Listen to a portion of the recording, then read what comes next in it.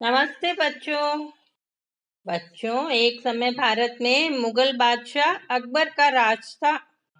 उनके 9 दरबारी नवरत्न यानी 9 ज्वेल्स कहलाते थे। क्यों? उनकी योग्यता, उनकी काबिलियत के कारण। उनमें एक थे बीरबल।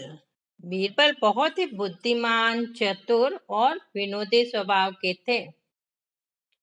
किसी के प्रति अन्याय होने नहीं देते और कठिन से कठिन समस्याओं का हल आसानी से निकाल देते। बातों ही बातों में लोगों को, यहाँ तक कि बादशाह तक को हंसी मजाक में उनकी गलती का एहसास करा देते। आज मैं कहानी वाली नानी उन्हीं बीरबल की एक चतुराई भरी मजेदार कहानी सुना रही हूँ। बच्चों, कहानी है बीरबल और जादुई गधा।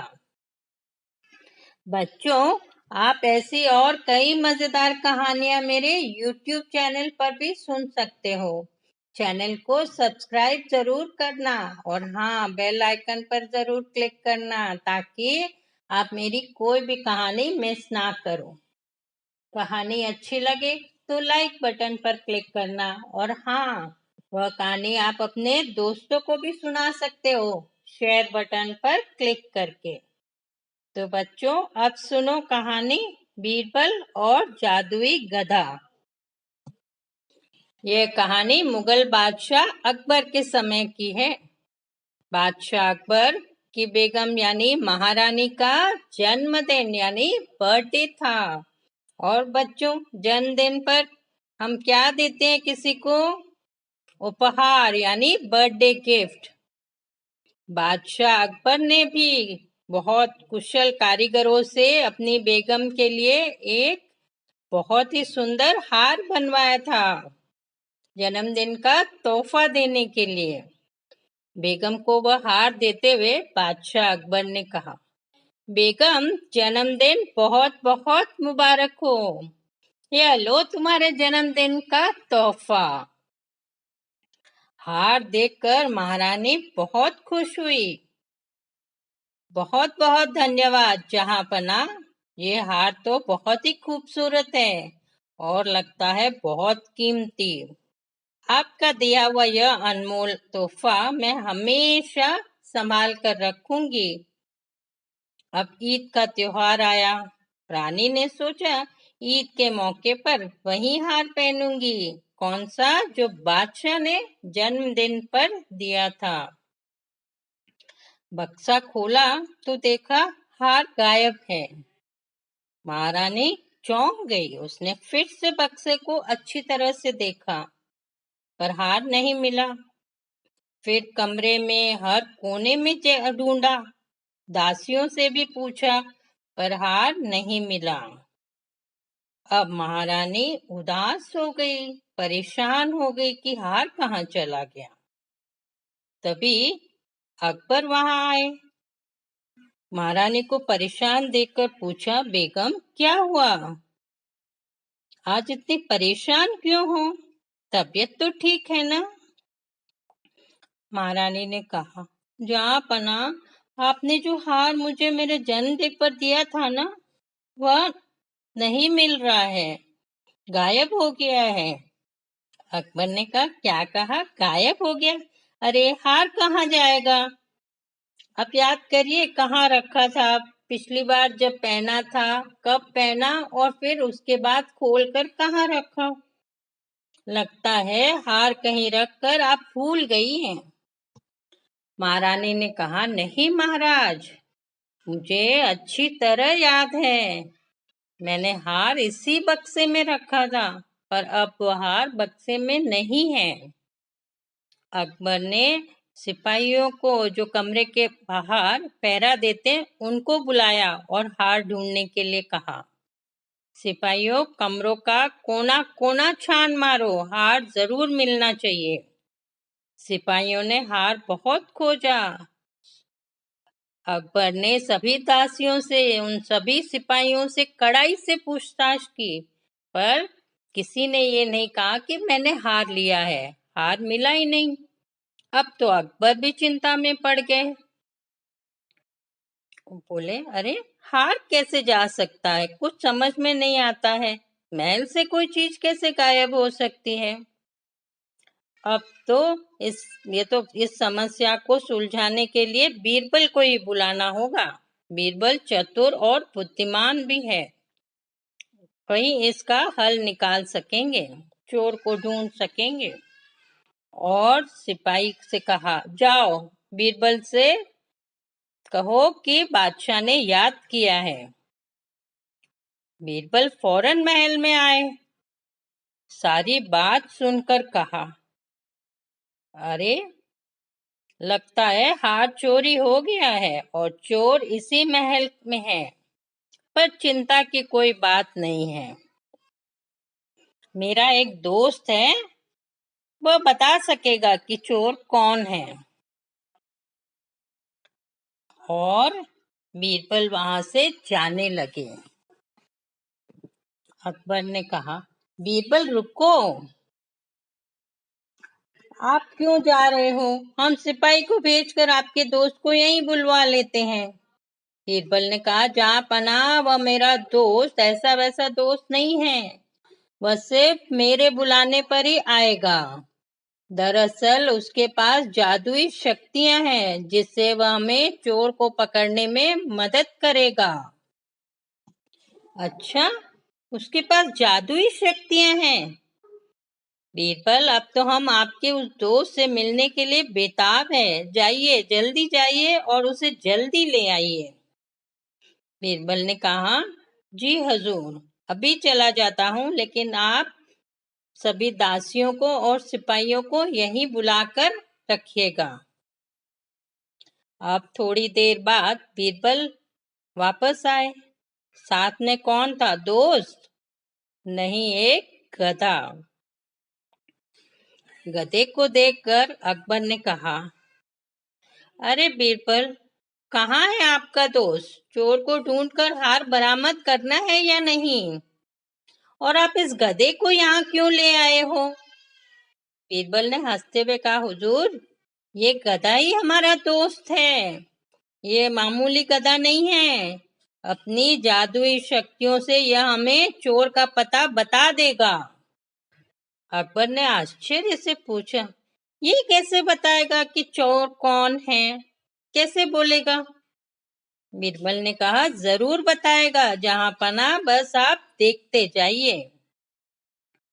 और बीरबल ने क्या किया, सभी दासियों और सिपाहियों को एक कतार में खड़ा कर दिया और फिर गधे को पास के एक कमरे में ले जाकर बांध दिया।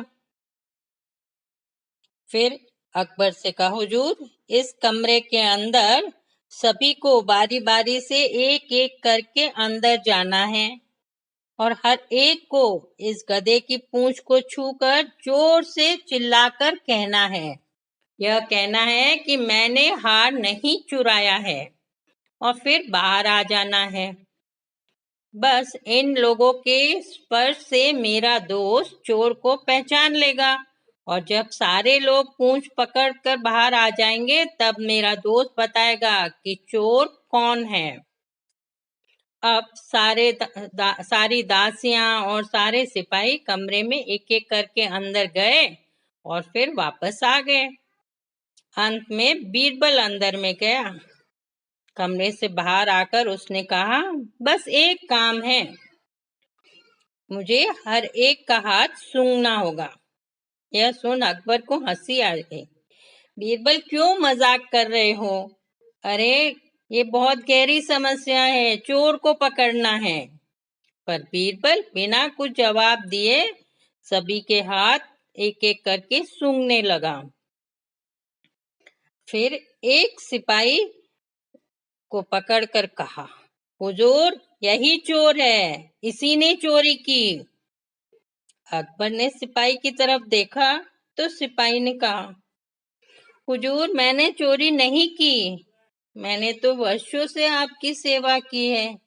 ये गधे की गवाही नहीं साबित करती कि मैं चोर हूँ, ये गलत है। अकबर ने कहा, बीरबल, तुम कैसे कह सकते हो कि ये सिपाही चोर है, इसने हार चुराया है? जरा बताओ, तुम गधे की बात कैसे समझ सकते हो? अब बीरबल ने हाथ जोड़कर कहा, हुजूर, ये कोई जादुई गधा नहीं है और न ही ये बोलता है। मैंने इस गधे की पूंछ पर एक खास इत्र यानी परफ्यूम लगा दिया था, इसीलिए मैंने सभी से इसकी पूंछ पकड़ने के लिए कहा। मैं जानता था कि जो चोर होगा वह पकड़े जाने के डर से पूंछ को छुएगा तक नहीं, और वही हुआ। मुझे सबके हाथों में इत्र की गंध आई, सिवाय इस सिपाही के। इसका मतलब हुआ कि उसने पूंछ को पकड़ा ही नहीं, और यह चोर है, क्योंकि चोर की दाढ़ी में ही तिनका होता है। अकबर बोला, ठीक बीरबल, तुम्हारी युक्ति काम आ गई। और फिर सिपाही की तरफ देखकर कहा, नमक हराम, तुमको सजा मिलेगी, चोरी की ना, हार चुराया। अब सिपाही गिड़गिड़ाने लगा, मुझे माफ कर दीजिए हुजूर, मैंने वह हार चुराया, पर मैं वह लौटा दूंगा, मुझे माफ कर दीजिए, अब आगे से कभी नहीं चोरी करूंगा, माफ कर दीजिए। अकबर को बहुत गुस्सा आया। उसने कहा, नहीं, तुमने चोरी की है, उसकी सजा तो तुम्हें मिलेगी। फिर सिपाहियों से कहा, सिपाहियों, इसे काल कोठरी में बंद कर दो, पर उससे पहले हार बरामद कर लेना। फिर बीरबल की तरफ मुड़कर उसकी पीठ ठोक कर हंसते हुए कहा, वाह बीरबल वाह, कमाल के हो तुम, तुम्हारी चतुराई और तुम्हारे दोस्त की ये जादुई गधे का तो कोई जवाब ही नहीं है। तो बच्चों, देखा कितनी चालाकी से, होशियारी से बीरबल ने चोर को पकड़ा। आपको कैसी लगी यह कहानी, बीरबल और जादुई गधा? आज की कहानी भी ऐसी एक प्रेरणादायक कहानी है, और कहानी है बीरबल और सोने के दाने। बच्चों, आप ऐसी और कई मजेदार कहानियां मेरे YouTube चैनल पर भी सुन सकते हो। चैनल को सब्सक्राइब करना और हाँ, बेल आइकन पर जरूर क्लिक करना, ताकि मेरी हर नई कहानी का नोटिफिकेशन आपको समय समय पर मिलता रहे। कहानी अच्छी लगे तो लाइक बटन पर क्लिक करना, और हाँ, शेयर बटन पर क्लिक कर आप वह कहानी अपने दोस्तों को भी सुना सकते हो। तो बच्चों, अब सुनो मजेदार कहानी बीरबल और सोने के दाने। बच्चों, ये उन दिनों की बात है जब दिल्ली पर मुगल बादशाह अकबर का राज्य था, और बीरबल उनके खास सलाहकार थे। एक दिन की बात है, बादशाह अकबर अपने दरबार में बैठे थे, तभी एक सौदागर, एक व्यापारी आया। उस व्यापारी के पास एक बहुत ही सुंदर फूलदान था। उस फूलदान पर सोने की बहुत सुंदर मीनाकारी की हुई थी। फूल, बेल, मोर, तोते बने हुए थे। बादशाह अकबर को वह फूलदान बहुत पसंद आ गया, और उन्होंने मुंह मांगे दाम देकर उस व्यापारी से फूलदान खरीद लिया। और उन्हें इतना पसंद आया कि उन्होंने उसे अपने कमरे में रखवा दिया। उनका एक सेवक था केशव, उसे बुलाकर कहा, केशव, आज से इस फूलदान की सार संभाल की, सफाई की जिम्मेदारी तुम्हारी है। खूब सावधानी से रखना, इस कीमती फूलदान पर एक भी खरोंच नहीं आनी चाहिए, वरना तुम्हें कड़ी सजा मिलेगी। जी हुजूर, मैं खूब सावधानी रखूंगा, केशव ने कहा। अब वह सेवक केशव फूलदान की सफाई खूब ध्यान से करता था, और उसे बादशाह की हमेशा बात याद रहती थी कि अगर कुछ भी हुआ उस फूलदान को तो उसे कड़ी सजा देंगे। एक दिन की बात है, केशव रोज की तरह फूलदान साफ कर रहा था।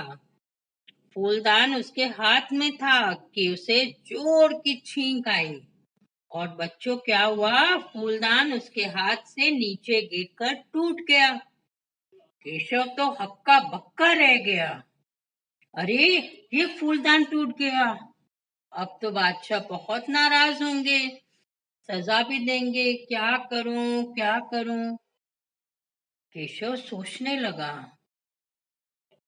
उसने वो फूलदान के टुकड़े एक बोरे में डाले और अपने कमरे में ले आया। उन टुकड़ों को जोड़ने की कोशिश करने लगा, पर बहुत कोशिश करने के बाद भी वह टुकड़ों को जोड़ नहीं पाया। केशव तो सिर पकड़कर वहीं बैठ गया। बादशाह की बात याद कर करके उसको तो पसीने छूट रहे थे। अब क्या होगा, महाराज क्या सजा देंगे, ये सोच ही रहा था कि एक सेवक ने उसे आवाज दी, केशव केशव।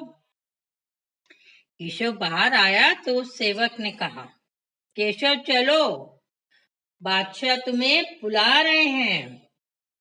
शक पकाते हुए केशव बादशाह अकबर के कमरे में आया। बादशाह ने उससे पूछा,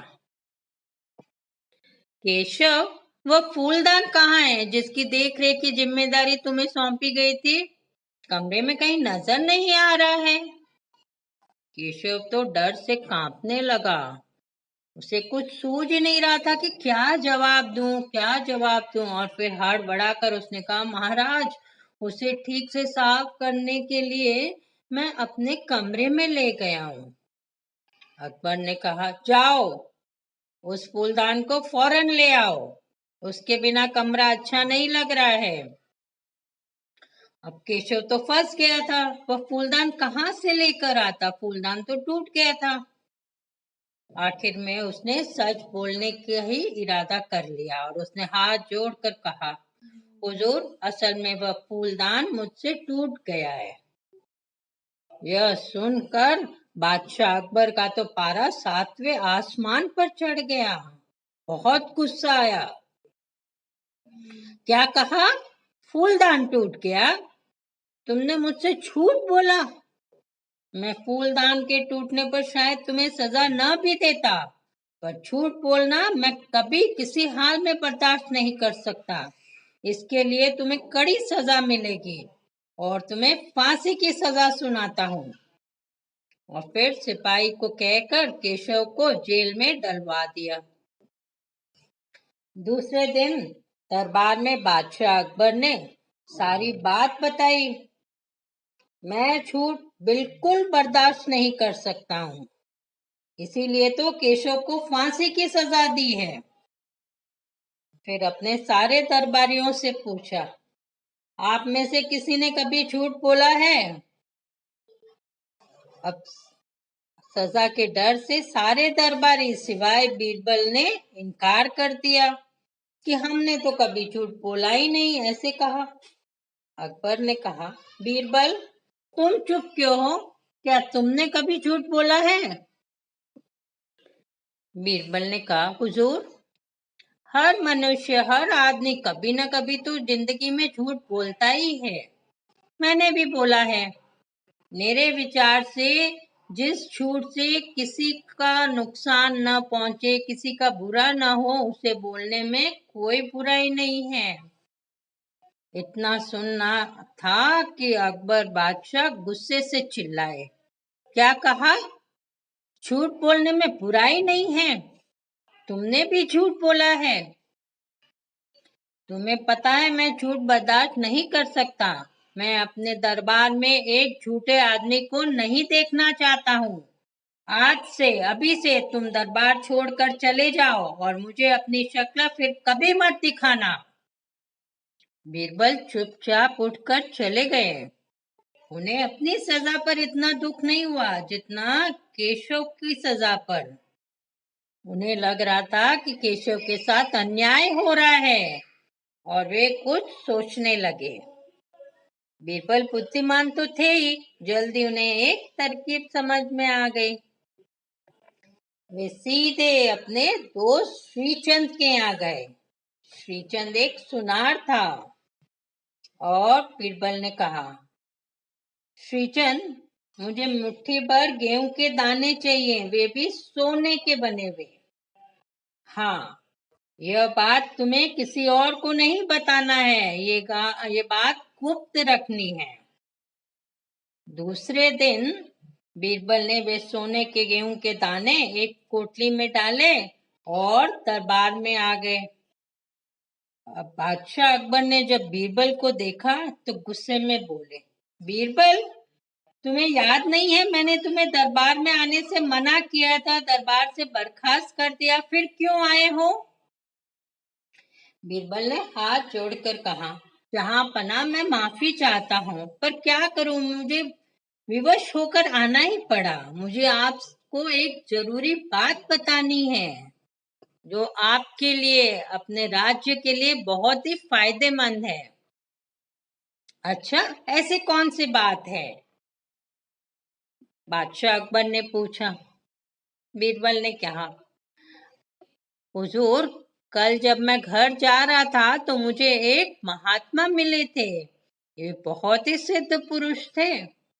उन्होंने मुझे यह सोने के बने हुए गेहूं के दाने देते हुए कहा, इन दानों को अच्छी उपजाऊ जमीन में बो देना। इन दानों से सोने की फसल होगी। और पता है, मैंने वह उपजाऊ जमीन भी खोज ली है। मैं चाहता हूं कि आप और सारे दरबारी उसे लगाने खेत पर चले। देखे तो सही कि महात्मा की बातों में कितनी सच्चाई है। और उस सोने की फसल पर अधिकार आपका और राज्य का होगा। अकबर बीरबल की बात मान गए और तय समय पर अकबर अपने सभी दरबारियों के साथ खेत पर पहुंच गए। सभी सोने की खेती देखने के लिए उत्सुक थे। अकबर ने बीरबल से कहा, बीरबल, हम सभी आ गए हैं, चलो अब सारे दाने जमीन में बो दो। बीरबल ने मना कर दिया, कहने लगे, बादशाह हुजूर, दाना देते हुए महात्मा जी ने मुझे कहा था कि जिस व्यक्ति ने कभी झूठ न बोला हो उसी के हाथ से ये चमत्कारी दाने बोने से ही सोने की फसल होगी। इस वजह से मैं यह पौधा नहीं लगा सकता हूँ। आप दरबारियों में से किसी से भी यह काम करने के लिए कहिए। अकबर ने अपने दरबारियों से कहा, पर कोई भी दरबारी आगे नहीं आया।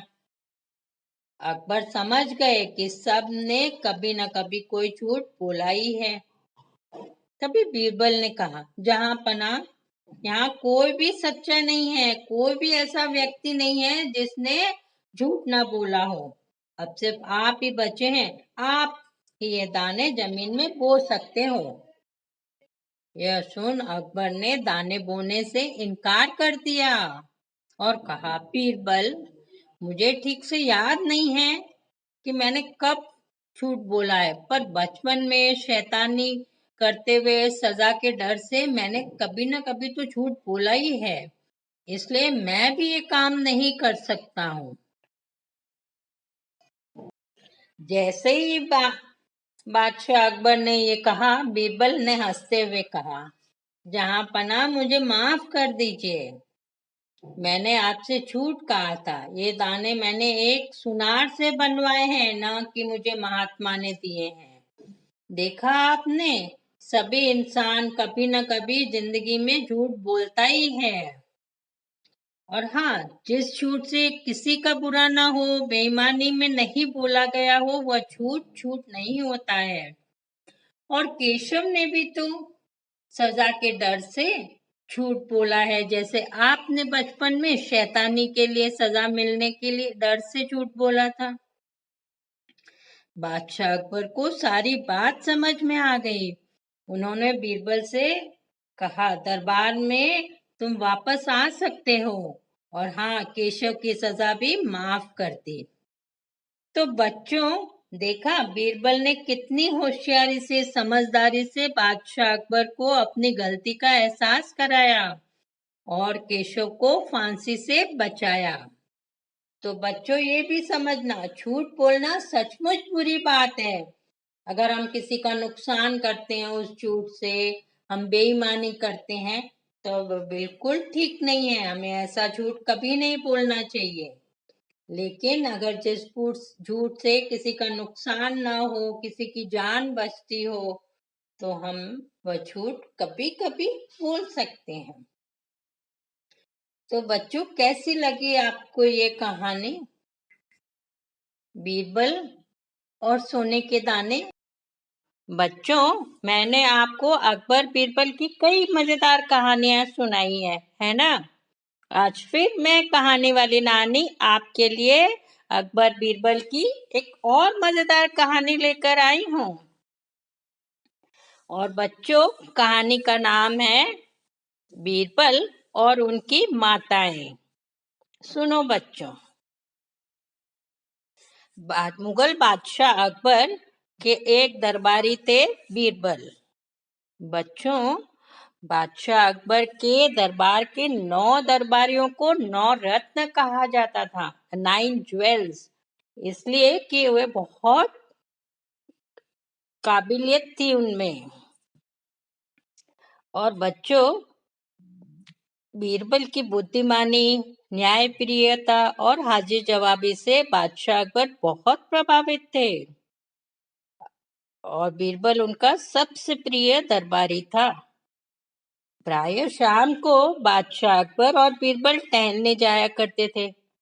उस समय वे बादशाह और दरबारी कम और दोस्त ज्यादा हुआ करते थे। एक दूसरे से खूब बातें करते, मजाक करते। एक बार की बात है, बादशाह अकबर और बीरबल टहल रहे थे। तभी बीरबल ने वहां पर उग रहे एक तुलसी के पौधे को देखा। और क्या किया बीरबल ने? बीरबल उस तुलसी के पौधों को झुककर प्रणाम करने लगा। यह सब देख बादशाह अकबर को आश्चर्य हुआ और पूछा, बीरबल, एक पौधे को क्यों प्रणाम कर रहे हो? पौधे भी कहीं भगवान होते हैं? बीरबल ने बड़ी सरलता से कहा, महाराज, ये हमारी माता है, तुलसी माता। यह सुन अकबर को लगा कि बीरबल उनका मजाक उड़ा रहे हैं। बुरा लगा उनको, और पता है क्या किया? गुस्से में आकर अकबर ने उस तुलसी के पौधों को जड़ से उखाड़कर फेंक दिया और कहा, कहीं पौधा भी माता होती है? नहीं। यह सब बीरबल को अच्छा नहीं लगा। फिर उसने सोचा, बादशाह अकबर ने जो किया है वह गलत किया है, पर ये तो बादशाह है। अगर मैं उन्हें सीधे साफ तरीके से कहूं कि आपने गलत किया है, तो शायद ये बुरा मान जाएंगे। हाँ, मुझ पर गुस्सा भी हो सकते हैं, सजा भी दे सकते हैं, पर मैं इनसे अपनी गलती जरूर कबूल करवाऊंगा, पर अलग तरीके से। अब दोनों आगे बढ़े। तभी बीरबल की नजर एक झाड़ पर पड़ी। वह झाड़ बिच्छूपति यानी खुजली वाला झाड़ था। बीरबल नीचे बैठ गया और साष्टांग प्रणाम कर कहा, जय हो पिता मेरे, जय हो। अकबर को लगा बीरबल फिर उसका मजाक उड़ा रहा है। उन्हें गुस्सा आया और क्या किया? बीरबल को डांटा। नहीं नहीं, बादशाह अकबर ने गुस्से में दोनों हाथों से उस झाड़ को उखाड़कर फेंकने की कोशिश करने लगे। और पता है क्या हुआ? उसी वक्त अकबर के हाथों में भयंकर खुजली यानी इचिंग होने लगी। अब ये इचिंग क्यों होने लगी? बच्चों, आपको मालूम होना चाहिए कि बिच्छूपति के पौधे को जो भी हाथ लगाता है उसे खुजली होती है, खुजली होने लगती है। अकबर ने तो घबरा कर अपने हाथ झाड़ पर से हटा लिए। बीरबल की तरफ देखकर कहा, बीरबल, ये क्या हो रहा है? और जोर जोर से हाथ खुजाने लगे। मेरे हाथों में बहुत जोर खुजली हो रही है, क्या करूं? बीरबल ने बड़े मासूम सा जवाब दिया, महाराज ये मेरे पिता है। आपने मेरी माँ को मारा, यानी तुलसी माता के पौधे को उखाड़ कर फेंक दिया, इसलिए ये गुस्सा होकर आपको दंड दे रहे हैं। खुजली के मारे अकबर तो परेशान हो गया। अब वह अपने शरीर पर जहां भी हाथ लगाता वहीं खुजली होने लगती। अकबर ने बीरबल से कहा, बीरबल कुछ करो, इस खुजली से मुझे छुटकारा दिलवाओ। ओह, जल्दी कुछ करो, उपाय करो, कोई ना कोई उपाय करो ही। अब बीरबल ने देखा कि बादशाह अकबर खुजलाते खुजलाते परेशान हो गए। उसने कहा, धीरज रखिए महाराज, इस खुजली से छुटकारा पाने का एक उपाय है मेरे पास। अच्छा बताओ बताओ, जल्दी बताओ। बीरबल तुम जो भी बोलोगे मैं वह करूंगा, बस इस खुजली से छुटकारा दिला दो। बीरबल बोले, महाराज उपाय तो है, पर आप शायद नहीं मानेंगे। अब अच्छा अकबर ने कहा, क्यों नहीं मानूंगा, तुम बताओ तो सही। बीरबल ने कहा, महाराज उपाय तो यह है ही कि आप हमारी एक माँ है, उससे विनती आग्रह करेंगे तो वह दवाई दे देंगे और आपको इस खुजली से छुटकारा मिल जाएगा। अकबर खुजली से हैरान परेशान इतना ही बोल पाया, चलो जल्दी चलो उस माँ के पास। थोड़ी दूर पर एक गाय खड़ी थी। बीरबल और अकबर उसके पास आए और बीरबल ने कहा, महाराज ये हमारी माता है, गौ माता, इनसे विनती करिए कि दवाई दे देंगे। अब अकबर के पास और कोई चारा नहीं था। अकबर ने हाथ जोड़कर कहा, हे माता, मैं खुजली से परेशान हूँ, मुझे दवाई दे दीजिए ना। अब क्या गाय ने दवाई दी? बच्चों गाय तो दूध के अलावा और क्या देती है? हाँ, गोबर। अब उस गोबर से अकबर के पूरे शरीर पर लेप किया गया। कुछ ही पलों में खुजली शांत हो गई और अकबर को खुजली से राहत मिल गई। बीरबल ने कहा, चलिए महाराज, अब आपकी खुजली खत्म हो गई है तो हम लोग अभी वापस महल में चलते हैं। अकबर ने बीरबल की तरफ देखा, फिर अपनी तरफ। पूरे शरीर पर गोबर लेपा हुआ था। अकबर ने कहा, बीरबल देखो, मेरे पूरे शरीर में गोबर लेपा हुआ है, इस हालत में मैं राजमहल नहीं जा सकता हूँ। ऐसे ही गोबर से लिपटे जाएंगे तो मेरी इज्जत क्या रह जाएगी। बीरबल ने बड़ी मुश्किल से अपनी हंसी रोकी और कहा, महाराज हमारी एक और माँ है, वे आपकी ये परेशानी दूर कर सकती है। अच्छा, एक और माँ कहाँ है, जल्दी बताओ, अकबर ने कहा। सामने गंगा नदी बह रही थी। बीरबल ने गंगा नदी की तरफ इशारा किया और कहा, यह है हमारी गंगा मैया। बस बोले, हर हर गंगे, जय जय गंगा मैया, और इसमें डुबकी लगा लीजिए। अकबर ने वही किया। हर हर गंगे, जय हो गंगा मैया की, कहते हुए गंगा नदी में कूद गए और वहां पानी से अपना सारा गोबर हटाया, नहाने लगे। और जब नहा कर बाहर निकले तो न तो खुजली हो रही थी और न ही गोबर का लेप था, सब कुछ धुल गया था।